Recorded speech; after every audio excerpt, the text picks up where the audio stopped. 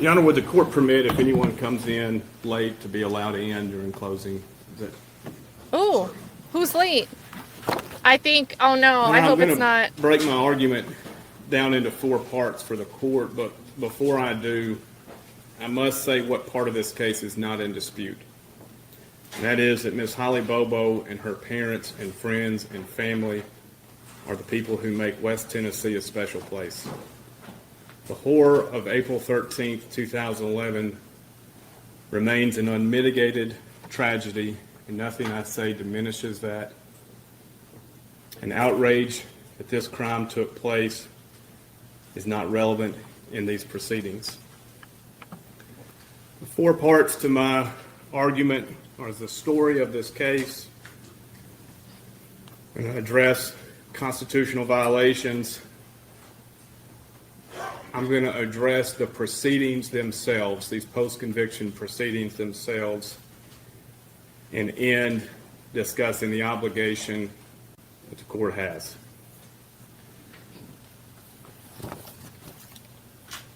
Before I get too technical in the legal arguments, I'd like to just summarize this case. April 13th, 2011, a beautiful young nursing student was taken from her home, traveled in a clockwise manner until her cell phone stopped traveling for 30 minutes. This is where U.S. Marshal tracking expert suggests she was killed. No evidence before that was found along a route.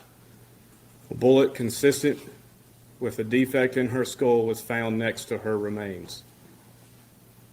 Evidence was thrown out for personal belongings from that location along the route that ended at Gooch Road. Most of her personal belongings were found next to her remains. I will not belabor the evidence that made law enforcement and General McAdams submit there was probable cause that Terry Britt committed this crime. Britt had a search warrant served on him and installed, while he was briefly incarcerated, various wiretapping and bugging devices. Soon after he returned, he was told, "They probably are bugging you." Nothing happened. 2011 turned into 2012, turned into 2013. This case was becoming a cold case. Terry Britt told Marshal Walker to get an agreement giving him certain prison time. He just wanted his wife Janet kept out of it. He was not Mirandized. He took 15 years on old charges that Janet Britt was let out. By the way, if he had been serving for that crime that happened in Madison County, he would have been incarcerated on April 13th, 2011. In the words of Brent Booth, this case is haunting. As time developed, TBI blamed the Bobo family. The Bobo family blamed TBI. Nobody could blame them. What follows that began in late 2013 can only be explained by understanding the juxtaposition of impenetrable truth that scientific data provides and the manipulative propensity of what people say. And these people who are either scared, want reward money, or have their memory replaced with inferences and impressions to regurgitate or, quote, nail down. Enter Dennis Benjamin. He begins working with TBI head agent Jack Van Hoosier, retired cop, becomes the go-between between the Bobo family and TBI. His job was to get some arrest. Enter Sheila Kilser. Her son was arrested with Jason Kilser. Put aside that both Sheila and Jason had already denied knowledge or involvement. Sheila and Jason get law enforcement to believe Dylan knows more. TBI pounces. Even though what Sheila heard was false, TBI begins the belief that continues throughout that they have the omnipotent superpower to know what the truth is. And thus anything that points to arrest is true enough to further their aim. This is a central theme of everything you've heard. Dylan is pressured from jail. He gets a sweetheart deal, the contents of which are under seal. I will not discuss that. I would just ask the court to read it. A word about Dennis Benjamin. He had been told in February of 2014 by Victor Densmore that Dylan was the weak link. In March of 2014, Benjamin is back in Indiana telling Densmore that he's going to get the death penalty if he doesn't tell him where the body is. In dismissing Benjamin, Densmore says, "I'm not even interested in the reward money." We are to believe that a drug addict's statement to his girlfriends, his drug buddies, and other jail inmates are gospel. All are statements that were provided or not provided or misconstrued to the most vulnerable of our citizens. They were worried about arrests, losing custody, reward money, and thus everything the state has mustered in an ambush of these people, or to put it into their words, run to the ground. Persist until they say enough to implicate these four, even if it's inconsistent, even if it's demonstrably false. It doesn't matter. I could not summarize this part of the case better than Agent Joe Walker did on page 483. There were a lot of statements that ended up not being true.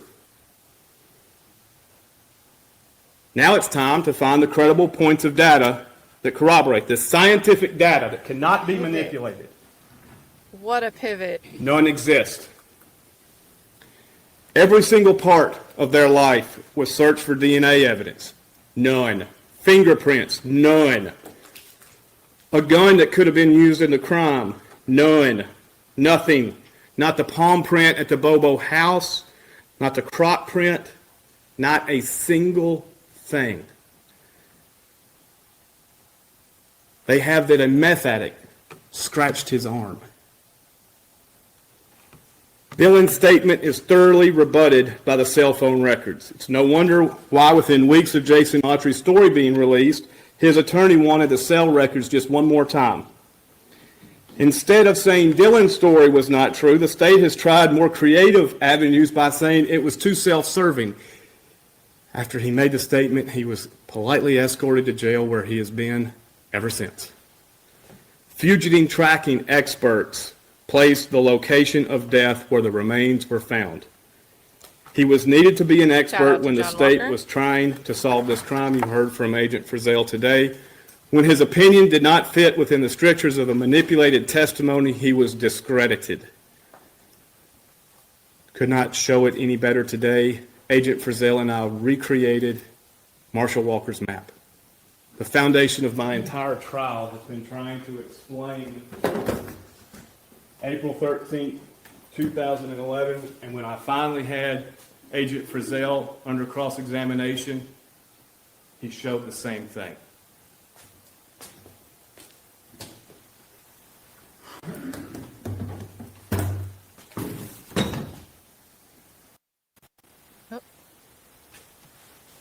Bank records were pulled of Shane Austin to call his bluff to see where he was. They confirmed where he was. He said he had a satellite guy coming. That too was corroborated. Cell records put these four throughout Decatur County and Benton County, and it never put them in Swan Johnson Road's location. Zach Adams' phone that apparently was with him all the time. 8:19, he's receiving incoming text. 8:17 and 8:26, Miss Holly Bobo's cell phone is on a completely different tower. Facebook showed Zach online that morning.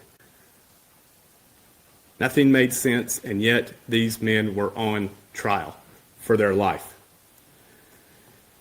Zach Adams' defense attorneys were told, get the ATM video by Dr. Norton.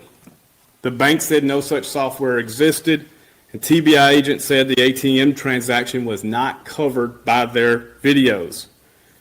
Someone had mislabeled them to be a BP video. Thompson couldn't even open whatever it was labeled BP.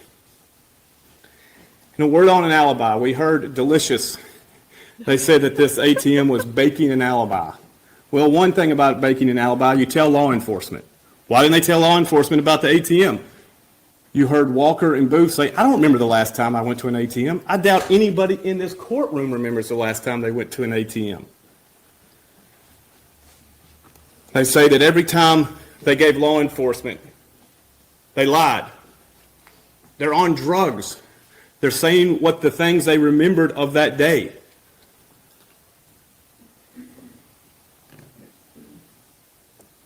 The state says all of the things Zach Adams said, all of it under the influence of drugs, it was gospel. Terry Britt talking to an agent in jail was sarcasm. In the face of this, Jason Autry chooses a better option. Recreate his day with cell phone locates. He says he remembers 6 years earlier, while under the influence, somebody mowed his yard, somebody mowing their yard. Ryan Vitt. Interesting that Brent Booth said, remember Autry said he remembers the guy mowing the yard. Mm-hmm. The state never once yielded any misbelief about the totality of his testimony. They told the court Autry told the world that day. You can read Jennifer Nichols' closing argument about Autry. And she says specifically, Jason sort of covers the whole morning, page 2,727 of the transcript.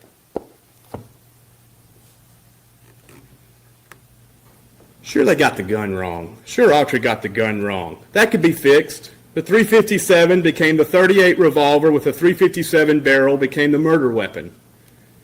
Disregard Dinsmore vouching 6 days prior that it was a .38 revolver with a .357 interchangeable barrel, and he knows his guns. Disregard that he says, now my wife also threw out a .32 revolver. Disregard that. There has to be objective data that the state needed. The defect was .36. The bullet casing next to it was a .380. It's excluded. Nobody pull your phone out to just see for yourself.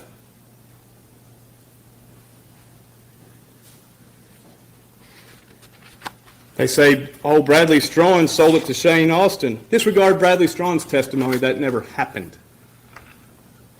Problems again with Jason Autry. Okay, the white truck was never in the picture. That was the murder getaway vehicle. Dinsmore must have just forgotten that, quote. Let's send Booth up there to, quote, nail it down. One wonders how much testimony in this case was nailed down between Dennis Benjamin, Brent Booth, Victor Dinsmore, and the rest of the agents and witnesses. And halfway through this witness's testimony, the last witness, Mitchell Hayes, I wrote down my first question. I wonder if he knew Brent Booth. 5 minutes later, we learned they had friends and have each other's cell phone. The case went to the jury. Autry does his job. He saved his life. He gave the state what they asked for. The trial judge said it was the most persuasive and credible testimony he'd ever received. Put aside Do the boom. what we've heard in 2025 from General Wyrick's questions, which is all of us are presumed to think co-defendants, participants, immunity agreement witnesses, they provide self-serving and incomplete truth. That's surely not what the jury heard. Put aside Brent Booth had substantial questions about the truthfulness. Put aside Kathy Ferguson flat out thinks he raped her. Put aside all that.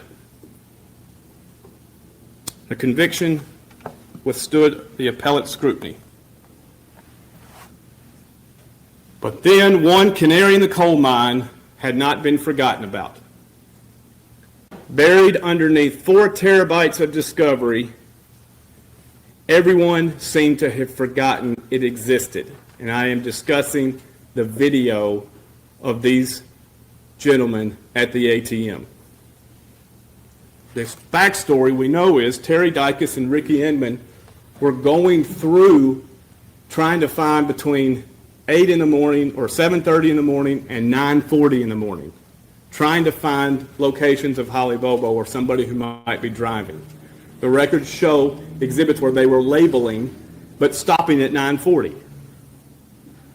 They had a treasure trove of this surveillance video that they dutifully labeled and then just stopped. And here's the interesting thing. So Zach Adams fills his pro se petition, and he didn't forget what he had been told. We were at the ATM. He, from Dr. Norton to his attorneys, the bank records show we know you're at the ATM, we've just got to find it. So it's part of the post-conviction proceedings. And this is where it's interesting. Adams is talking to somebody he would not be here without, Dr. Katie Spirko. Shout out to Katie. Adams, and this is recorded and listened to by Kathy Ferguson.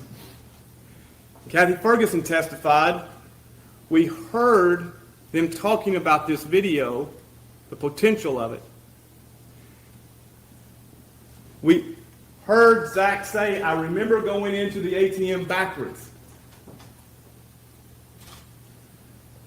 When I issued a subpoena to get this, the state was advised of the subpoena, they issued it too. It was limited in time, what Ms. Ferguson says, Agent Ferguson. The state was dangled the original software, and they went and got it.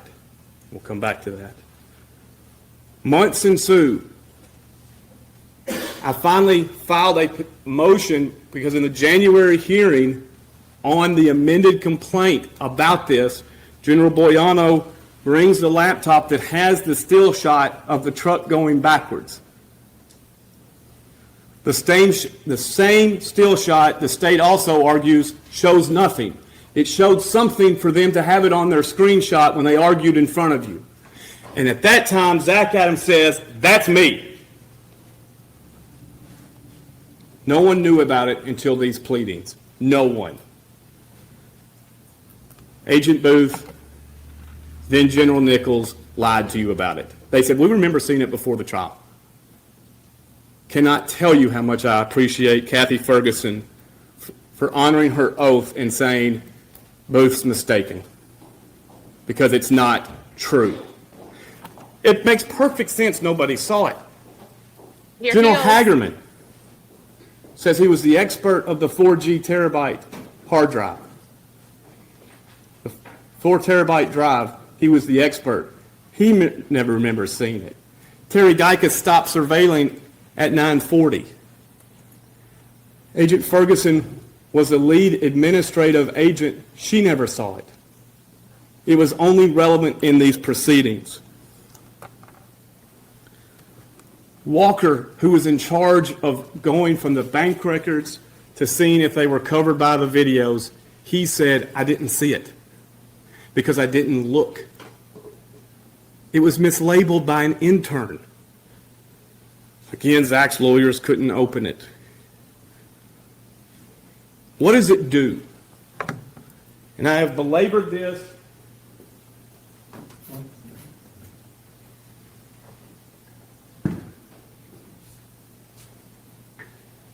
All of Frizzell's cross-examination. is now consistent with Walker and Reeves. There is virtually no space between them. It shows at 10:32 when Zach is on tower 39077, and then at 10:35, 39079. He's traveling on the interstate to get to their home, to pick up the rest of his drug buddies, to get down to Parsons, and that's their day.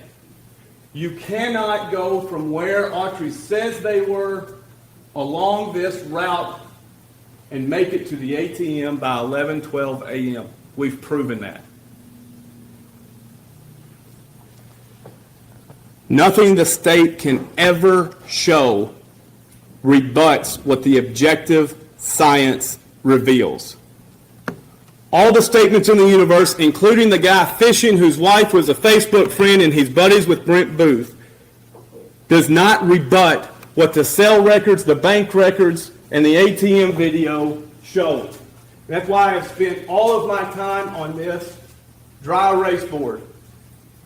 When you understand April 13th, you understand everything.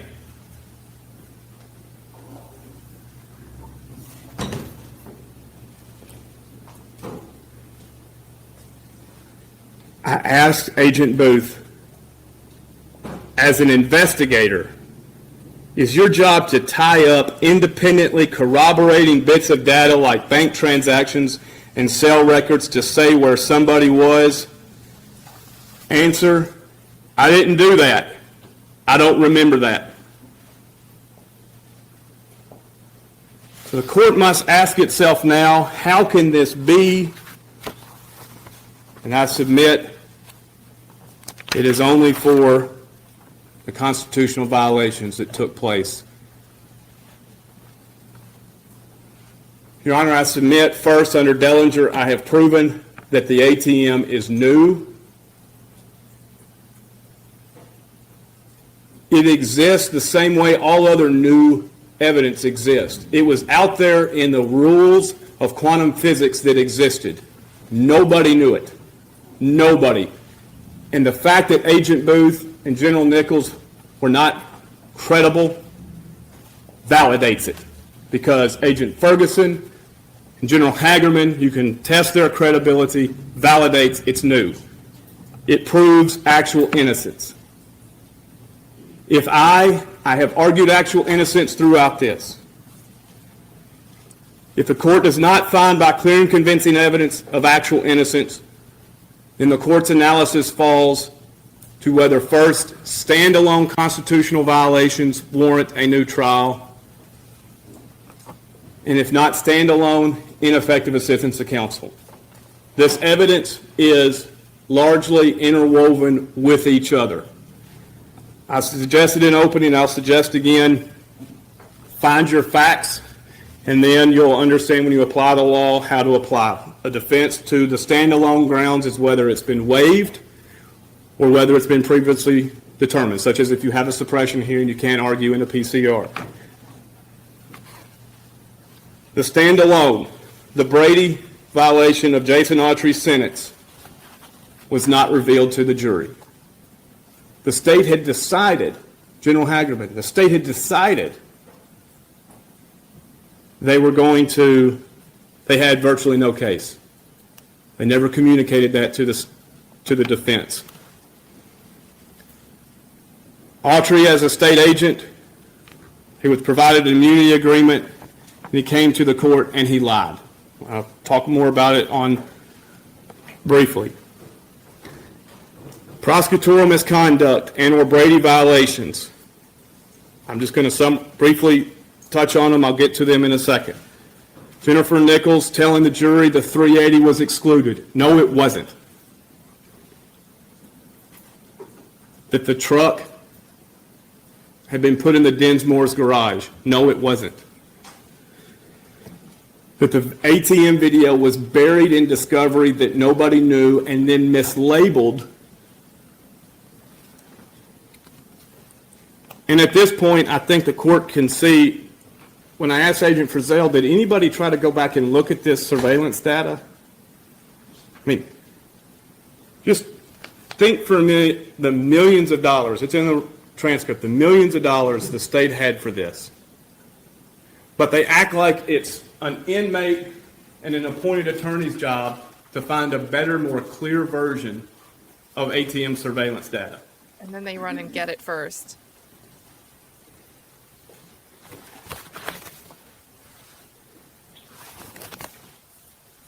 In May of 2024. I think I've covered sufficiently how the ATM came to be. I want to go over some of the things the state has said in regards to it. They argue both it's nothing new, we knew they were in Parsons, who cares? And also argue perhaps a canine was driving it.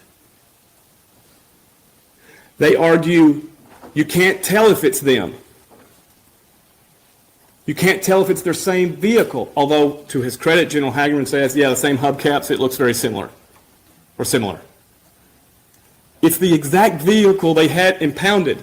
And what nobody in the state has said is, if that's not them, what vehicle was Shane Austin in? Because the transcript shows they knew his vehicle was inoperable. And they knew that bank transaction took place.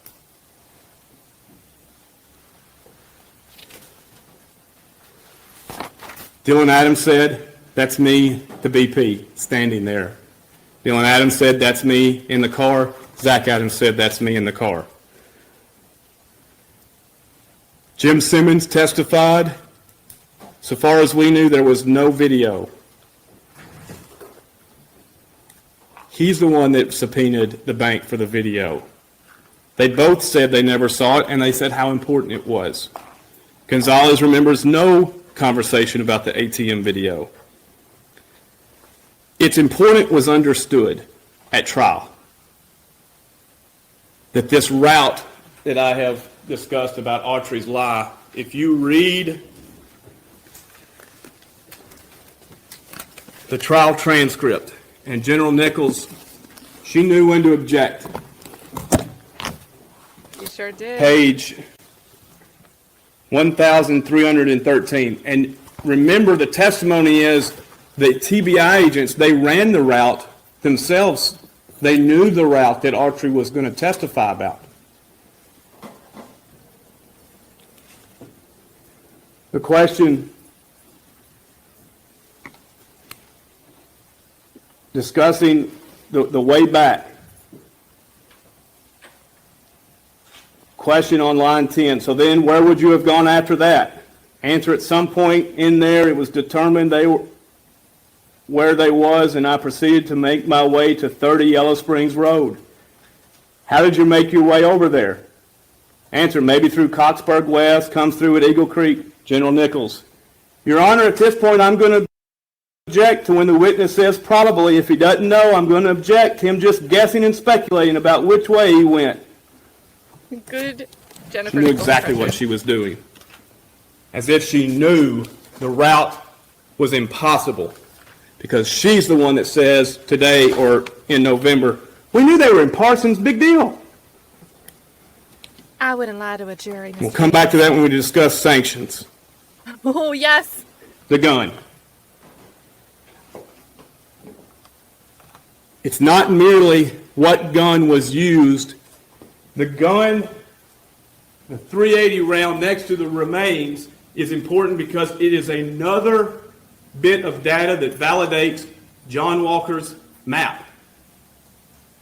I was more worried about this because I prepared this before Agent Frizzell testified. We are now in unison with that fourth ping added to Miss Bobo's phone. But the gun, the .380, shows the 30 minutes from Shiloh Road to Truck Tower Road is where Miss Holly Bobo was killed. Everything makes sense. There's no evidence thrown out before. The evidence is thrown out after, except most of the physical remains of Miss Bobo are by her remains.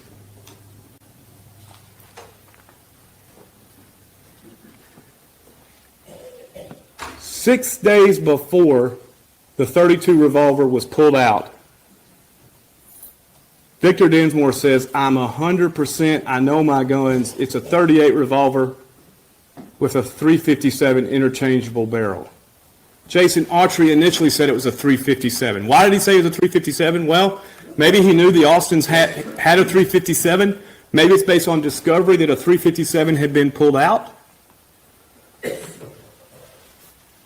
But when the state pulls out the .32 revolver, they don't say, maybe we're being lied to.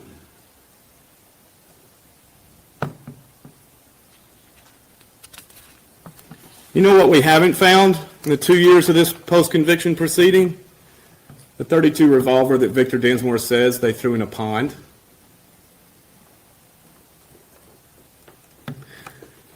That May 2017 recording not only revealed the gun issue, if that's not suborning perjury, I don't know what is. It's rare you see the sausage being made in an investigation where 6 years after, Brent Booth is asking Victor and Sandy Dinsmore,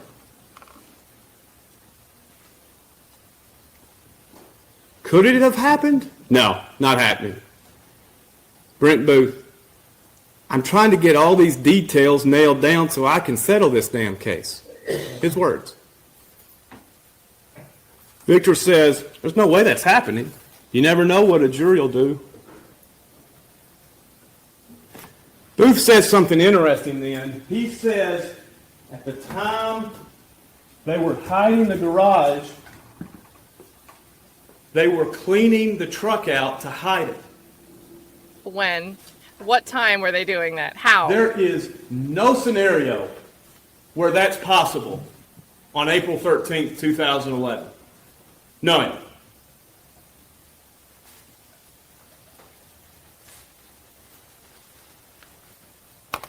Victor says, let's go with it. Let's put the truck in the garage.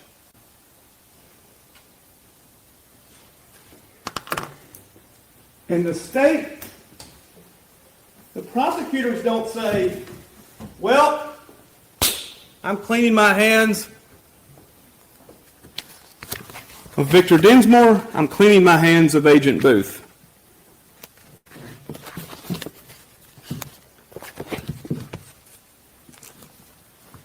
The words were, they were unimpressed and he was leading. Jennifer Thompson knew enough to have it transcribed, but she didn't understand Rule 803.26. She didn't understand none of it's offered for the truth of the matter. She should have cross-examined them. She should have talked in opening statements. But when she tried to bring it up, shrewd as always, General Nichols objected. Can't talk about that.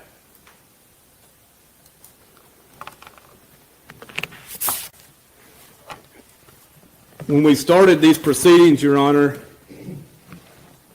I did not, one thing I forgot. It's interesting, there are moments where you see how Autry recreated his story. The truck in the garage is one of them.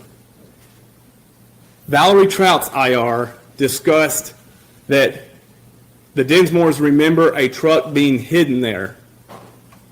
But Trout said, no, it wasn't the day of. She came here and testified it wasn't the day of. If it was the day of, I would have put it in my report. But Autry gleaned from that, I need to put the truck hidden in the garage.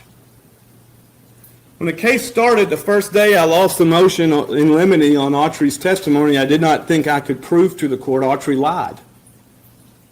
I didn't have his recanting. And it's interesting, the state said it's not credible because Autry was under the influence of drugs when he's talking to my agent at the Memphis jail. But now when this drug addict's talking to other drug addicts, trying to intimidate them, it's gospel. When we started the case, I don't think the state had the understanding of Dillon. Because all you have to do with Dillon, and I know the court said is going to watch the tape. You have a transcript. I can't request enough. Absorb it. Dylan says whatever they wanted him to say. And so initially, during these proceedings, I was asking, they started off with Mark Lewis. And we get into this, what I'll refer my words as hedging. Again, to the jury in 2017 is Good way to put totality. Autry's plea, Autry tells the world. Judge McGinley, most persuasive, credible testimony I've ever seen. Watch what happens in 7 months. General Wyrick is asking the first TBI agent to testify, Mark Lewis. Question, this is page 238. Is it fair to say that Jason Autry's statement that he's given to law enforcement over the years, as well as Dylan Adams' statement that he's given to law enforcement over the years, are not mirror images of one another? They're not mirror images. How many homicide statements have you participated in your career as a TBI agent? I don't know what the number is, but it would be a lot. Okay. How many of those have involved a co-defendant? A fair amount. Is it typical of co-defendants pointing the finger at one another? That's not uncommon. It's typical. Sometimes they do, sometimes they don't. Sometimes they give you a little bit, try to mitigate their own involvement. That has happened, yes. Give you just enough to let you do your work without completely, and I object. I said, Your Honor, is the state acknowledging Jason Autry's statement and testimony was false? Because that will save us a tremendous amount of effort with this line of questioning if the state is acknowledging that Jason Autry's statement was false. General Wyrick, I'm nowhere close to that, Your Honor. No, sir. Now, fast forward to Kathy Ferguson. May, August. General Wyrick asked Kathy Ferguson, of the 4, who do you think raped Holly Bobo? She said Zach Adams, Shane Austin, Dylan Adams, and Jason Autry. Oh, so you think Jason Autry raped him? Yes. All because you just listened to Dylan Adams' statement. And you realize it's a lie. Now, General Nichols says 2 things on her testimony. She said, initially, I knew it was false when I watched it. She and I agree on that totally. It's interesting, though, he got incarcerated immediately after making it. I know of no other crime where you say a lie about your involvement in a crime and you're not arrested. The problem is, when Jackson and Booth are good cop, bad copping him and saying all this, nobody had the cell phone data. To say that this is not a mirror image of Jason Autry is an offense to the mirror. Dylan has this concoction coming up over the entire night and has Autry the ringleader, has Autry There's a basement. throughout the day raping her, has Dylan raping her, has Zach raping her. Then, when you watch it in full, you'll get to the point when they say, and they were hiding her in a basement. It's like, whoops, they're talking about a trailer. So it starts all over. And you go back to the sealed transcript of the plea deal. And you think about Dennis Benjamin and what we heard from him. February, meeting Densmore's a God thing. He's got a friend in Indiana. March, he's lying to him, saying you're going to get the death penalty. And that's who the vulnerable one lived with. Still the weirdest thing about this trial, of the many weird things. I want to say this about Autry's lie. Credibility matters. I got the pattern instructions. Oh? Pattern instruction 42.04. However, you may conclude that a witness deliberately lied about something that is important to how you decide the case. If so, you may choose not to accept anything that witness said. What was read? By the way, the dedication to this year's pattern instruction was to Judge German. Judge Riley wrote, "Dickey abhorred anything he considered to be an injustice."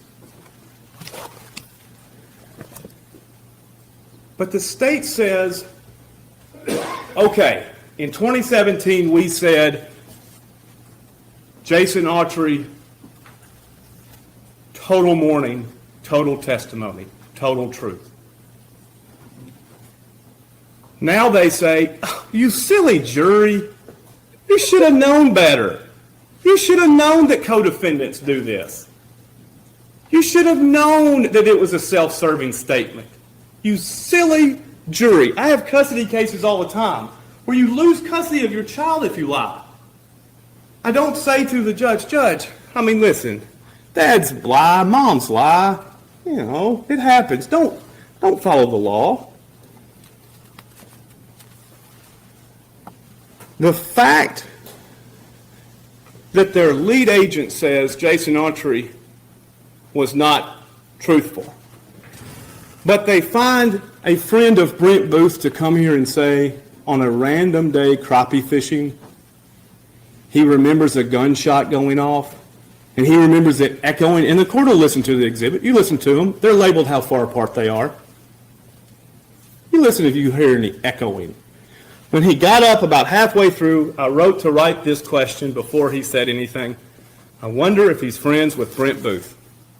Called it.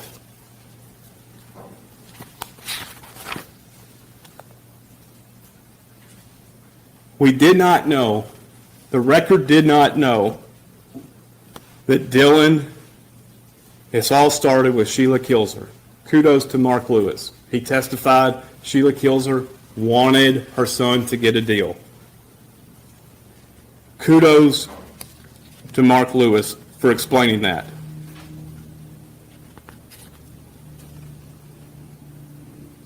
Your Honor, I think this record has been aided by what Dennis Benjamin brought to the court. The court's heard several issues regarding Sheila Kilzer, Rebecca Earp, who said the truth when she was interviewed by Valerie Trout. Again, the cell phone records have Zach and her arguing throughout late at night, and she's asked, did y'all spend the night together? And she said, I honestly don't remember. But that wasn't good enough for the state. They had to nail that detail down differently than her memory. Crazy. Dinsmore, and this was something that Jennifer Thompson did not bring out. There's moments when there's these witnesses lining up, and then there's these moments when they don't know the latest thing to line up with. And so Dinsmore is saying that while these guys were there buying drugs on the afternoon of April 13th, they're talking about who's going to hit it first. And there was a while where the state believed that to be true. And then the cell records come in and like, whoops, that's not true. And Autry's painted a story with cell records, the victim's already dead. And you hear Dinsmore says, oh. Like, whoops, somebody forgot to tell him. But he still said it, and it made no sense. And Ms. Thompson did not isolate on this. John Walker, I appreciate Agent Frizzell. You know, if the record reflected at trial, the only thing he was wrong about was a road here and there, that would have been pretty different. I've thought about this. What's more accurate? The map John Walker prepared that the court did not allow in 2017, or the exhibit that Agent Frizzell prepared with consultation with the state that had the fourth ping missing that showed the direction of travel Page of the cell 17. phone of Holly Bobo that morning. When Agent Walker was preparing Miss Thompson, his testimony was it was for an hour, she did not pay attention, and she was drinking wine.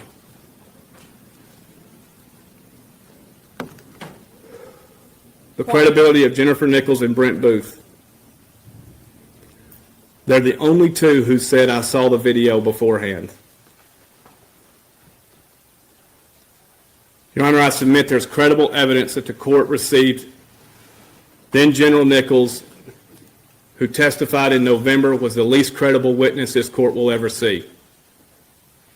She objected to some of my questions from her chair, ridiculed, deflected. It was beneath the positions she has held. At times when she couldn't find the right answer, she attempted to gain sympathy from the court. Interesting, she said something I'd heard from Jason Autry that said, if your records reflect that, I don't dispute that. Interesting. I wonder how that came to be. At one point, not wanting to answer the question, she said, when are we going to talk about Jennifer Thompson? I thought that's why we were here. Listen to her at the trial. Jennifer Thompson, all she had a guy who measured the .380 round in the casing. And she told the jury, he didn't know to take the bullet out of the casing. Bless his heart! As if somehow the bullet's going to get bigger than .355 when it's removed from the casing. As if the sock is bigger than the shoe. And then when you ask these people simple questions, just think about this. Simple questions. Do you know the diameter? The honest people, Agent Ferguson said, I didn't, but I've learned it. Jennifer Nichols, no. Have you Googled it? No. Brent I Booth, wouldn't lie to a jury. have you looked it up? No. Just admit we were wrong.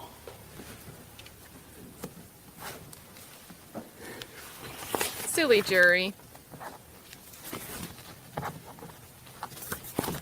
The sanctions that the court has taken under advisement.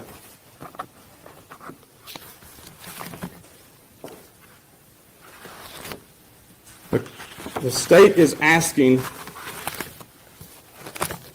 for the court to see that somehow that video that is in discovery either shows nothing, or if it does show something, it shows nothing new because everybody knew we were in Parsons. They said, but Katie Spirko can't go get it because it's evidence. Which is odd. From 2011 to 2024, the state did nothing to go and get the actual recorded software. Only when Katie Spirko tries to get it through a subpoena that only I have the power to get, then all of a sudden we got a problem. And you can look through the record of this transcript to see their only defense to the ATM video is it's not clear enough of a picture to see who's in it. It's almost as if the real reason they went and got what's exculpatory evidence was to make sure if there's a clear video of it, the defense didn't have it first. And when I asked her whether it was important, whether she communicated to me first, that they went and got it, and they told the person who gets it, don't tell anybody, Jennifer Nichols says, who cares? It's an obligation under the rules of professional conduct when a prosecutor knows of exculpatory evidence. And you saw Jennifer Nichols' attitude.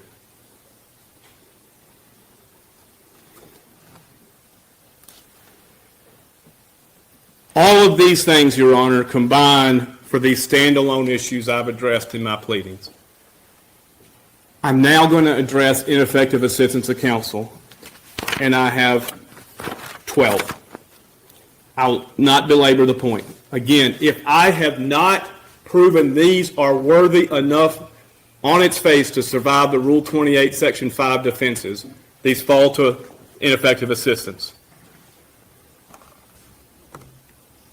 Number one, Dylan's video. And it was odd to even watch in real time. The question was, how do you authenticate the video of Dylan's September 2014 hearing? Jennifer Thompson says, I don't know. It's pretty easy. You call one of the 3 TBI officers who were there. And it's not a confrontation issue because, first of all, it's not being asserted for the truth of the matter. And second, the defendant calls it. And look how the state, they couldn't wiggle out of it. 2, she never recreated the day of April 13th to make it sense with the objective data. 3, the gun, her question to Dinsmore was, yeah, but didn't you say it was a 38 or a 357? That's fundamentally different than you said it's a 38 revolver with a 357 interchangeable barrel. Number 4, the truck in the garage, she had the transcript. Play it at opening. Say, ladies and gentlemen, this is how the evidence has been created in this case. All these witnesses said different things until the state said, that's enough, stop. The detail is nailed down. Jerry Gonzalez says she wasn't listening because she was constantly trying to get boxes because the state wouldn't tell them who their witnesses were. And the state during these proceedings said, no, that wasn't done. General Hageman tried his best. When we asked a couple of weeks ago to the state, who are your 6 witnesses, their response and the court's seen it was, are we required to do this? Britt, technical difficulties regarding the wiretap. Britt admits there's listening that you're told they probably wiretapped your home. This idea that there was not probable cause differences, Your Honor, I've gone through this. It's not the case. There's a probable cause for an administrative subpoena, investigative subpoena, that's different by statute. Everything else, the definition of probable cause is you believe somebody did it. That's it. Think how I went through point by point by point of Brent Booth, who initially said, I never said there was probable cause. And then I get the record out, and he's like, whoa. And we went through point by point. Terry Britt lied about his alibi. Terry Britt lied about his cell phone. Terry Britt's prior knowledge of Holly Bobo. Past behaviors.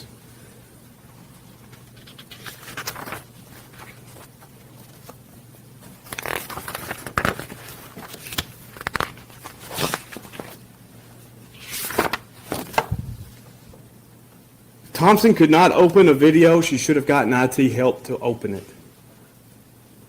In fairness, she did repeatedly bring up issues to the court.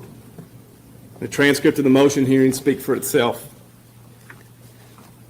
She failed to isolate the Dinsmore when Dinsmore said, yeah, those guys were talking about who's going to hit it first. And then I didn't know what they were talking about. Now I do. I feel terrible. So she said, wait a minute. But crime's already taken place and she's dead by this time.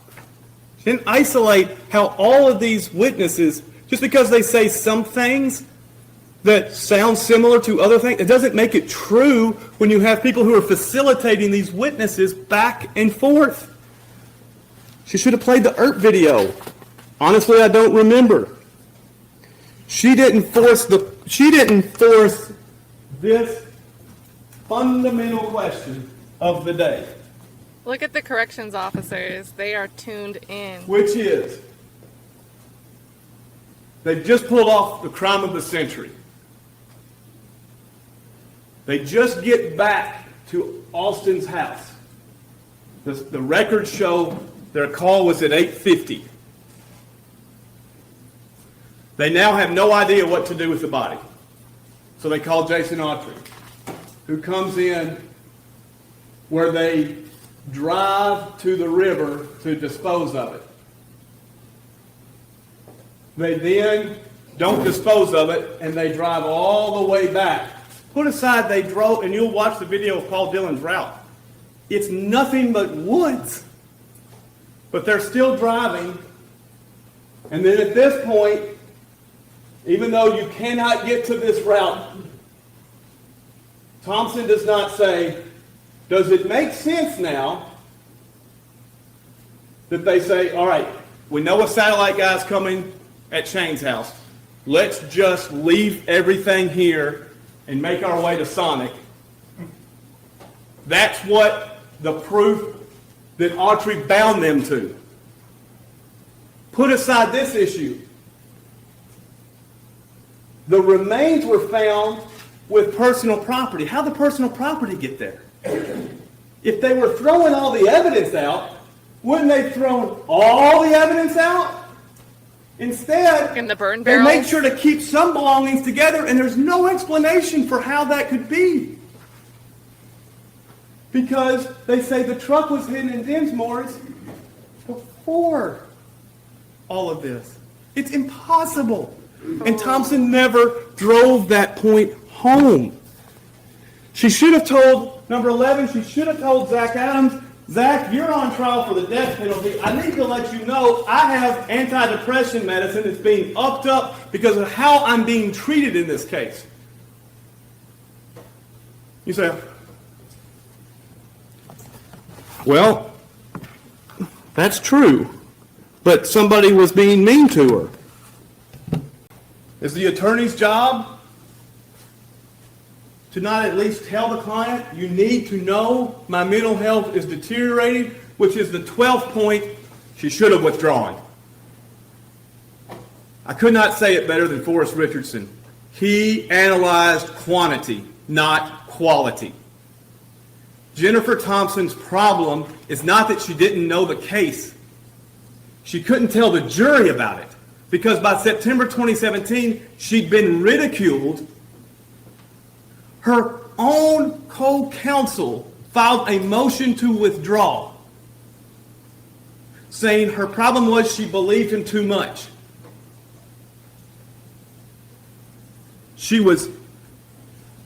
I'm curious what the state's position is. Is it that she was competent, or in the words of Jennifer Nichols, dishonest and unethical? For recording her work.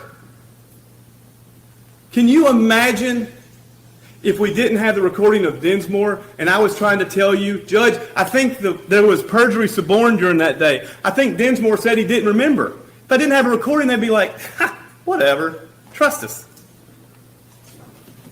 Which brings me to the third large point. Large point. When you reflect on this case, whose presentation provided you the most credible proof? Whose statements to you were true? I told you from the beginning in May, Your Honor, Katie Spirko won't be a witness. Oh. You look in the record right now to see if there was ever a subpoena issued for her today. Served Calling on the her state a today. liar in the proceedings. I said it's for a nefarious purpose. Opening statement. Opening statement. The state said, if there's anything new that comes to this court, it's not going to be credible.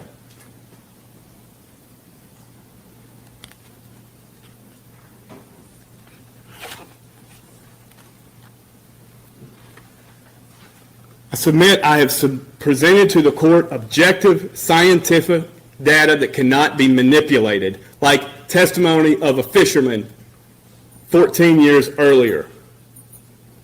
The state has provided testimony from witnesses who lied about everything until their lies were nailed down to the lies of others. It was, at one point I asked a question and General Hagerman volunteered, this isn't gamesmanship. What else is it? If you don't think Jason Autry did it, then why continue to try to put him to death in pleadings? And his answer was, well, we didn't know who was going to be tried first. This is not a game.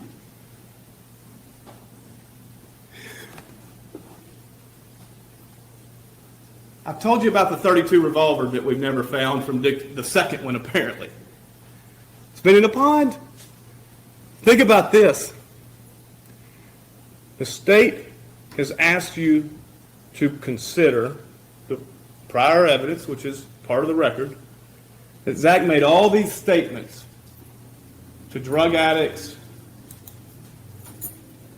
to friends, to girlfriends he was fighting with, as somehow confessions.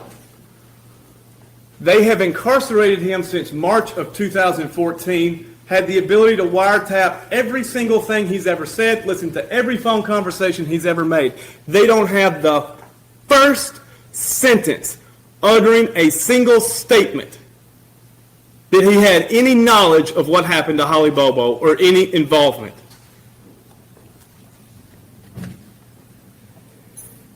They say that he threatened his brother. If that's the new element for first-degree murder, every parent who has children better watch out. And look at the people who supported the scientific evidence. Look what happened to them. Terry Dykes taken off the job. John Walker reported. Jennifer Thompson, antidepressant medicine. And Your Honor, I submit, put under subpoena. I have shown this to you, and in this case, I have taken their witnesses and their evidence, with the exception of Paul Dillon, Alberto Davis, and Bradley Strong. No, sorry, that's their witness. And the lawyers involved. I've taken their IRs, their agents, and shown you the truth. Your Honor, we're now time for me to tell you the fourth part of this argument and the last part of this case, which is your signature to the order. Write it big. This procedure, this post-conviction procedure, Rule 28, and it's codified, reflects our country's dedication to the importance of our Constitution. Just as Marbury versus Madison said, some laws, however popularly passed, will not stand if they're unconstitutional.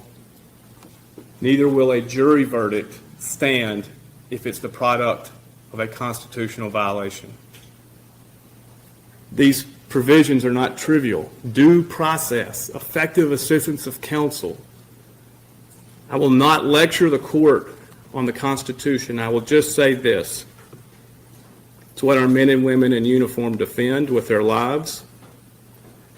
Every judicial oath states you solemnly promise to support the United States and Tennessee Constitution. Each generation of Americans inherit the obligation to honor it, and if they don't, it will not stand.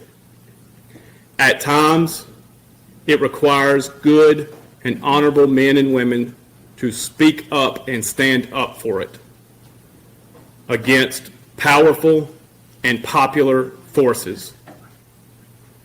Is your signature going to be easy, Your Honor? It's not. The Constitution doesn't care if it's not easy. To put it in more practical sense, can TBI officers go around telling other witnesses to change their testimony to nail down with other testimony, and can prosecutors say, that's fine, let's use it? This is good. We'll find out with your signature. Can a prosecutor lie to the jury about a bullet size?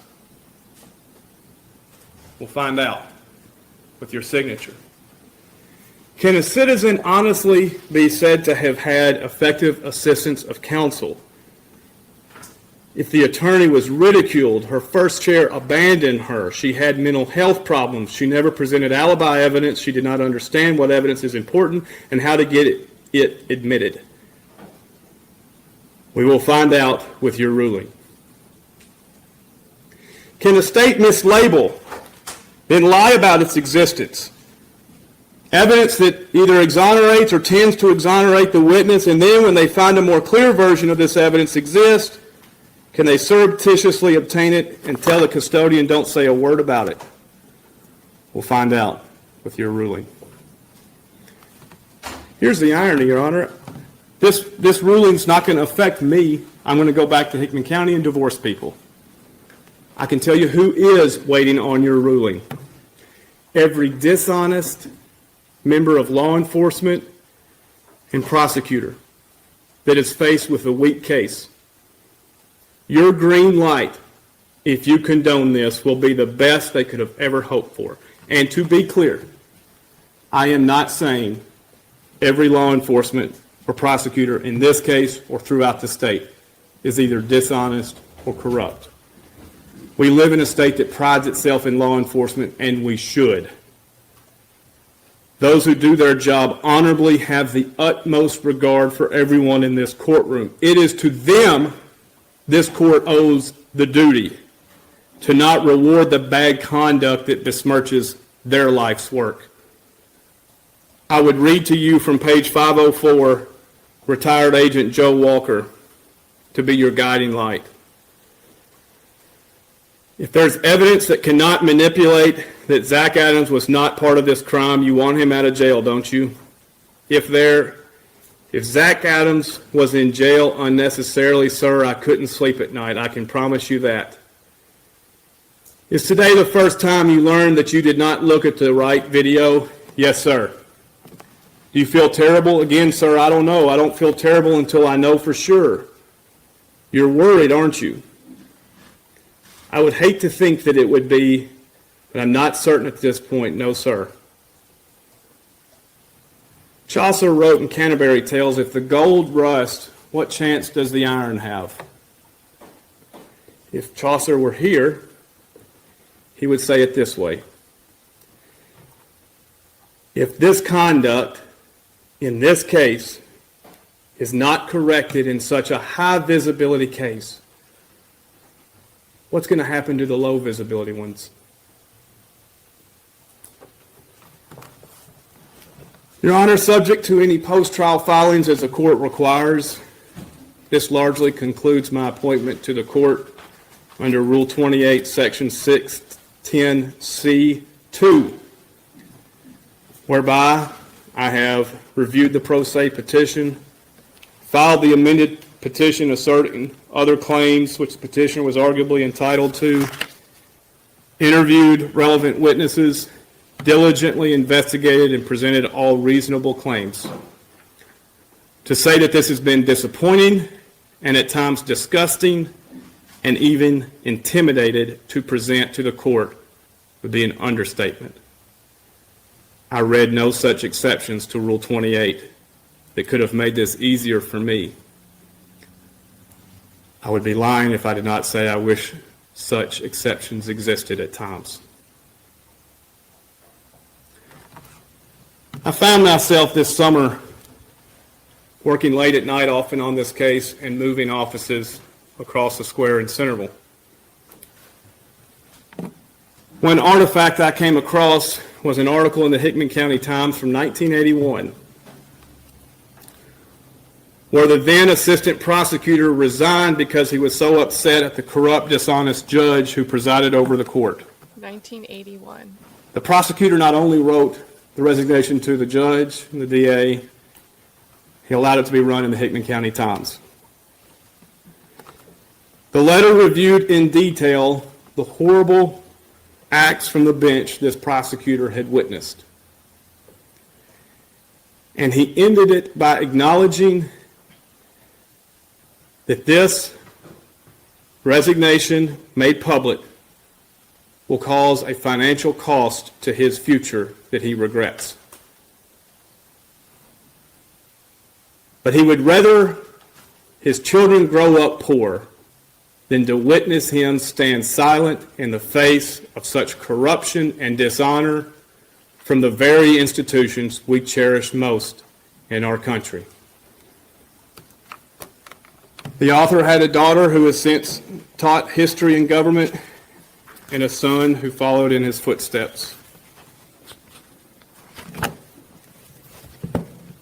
For the reasons I have cited to you, Your Honor, I'm asking you to not stand silent either.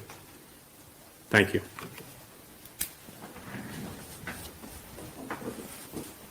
Thank you, Mr. Bates. Ms. Lawrence, closing argument. Yes, Your Honor. On behalf of the state of Tennessee, on behalf of every law-abiding citizen, on behalf of every law enforcement agency in this state, and particularly those that had anything to do with this case, whether it was from the early moments of the morning of April 13, 2011, to today, we do not care where Zach Adams was at 11:12 in the morning Well, you should. on April 13th, 2011. The state of Tennessee could not care less where he was at that time on that day. Out of their own witnesses' mouths, Agent Terry Dicus